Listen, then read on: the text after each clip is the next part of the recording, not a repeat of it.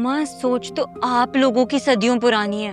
हम भी पुराने हैं, हमारी सोच भी पुरानी है, लेकिन एक बात याद रखना, जो तुम सोच रही हो ना वो कभी नहीं हो सकता। कैसे नहीं होगा? मैं हसन से शादी करके रहूंगी। अफीरा,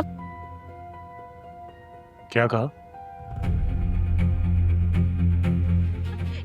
इजाज मेरी बात सुने, बच्चा ऐसा नहीं कर सकते। तुम्हें मार तो सकता हूँ अपने हाथों से, और लेकिन जो तुम सोच रही हो वो नहीं होने दूंगा। चलो इजाज, अंदर। इजाज बच्ची है, हम समझा लेते हैं उसको। इस दर्द को अपने दिल से आंसुओं की सूरत निकाल दो बेटा, बहने दो इस दर्द को। लेकिन ऐहद कर लो कि इस रात के बाद उस बेकदरे इंसान के लिए तुम्हारी आंखों से एक आंसू नहीं निकलेगा, एक आंसू।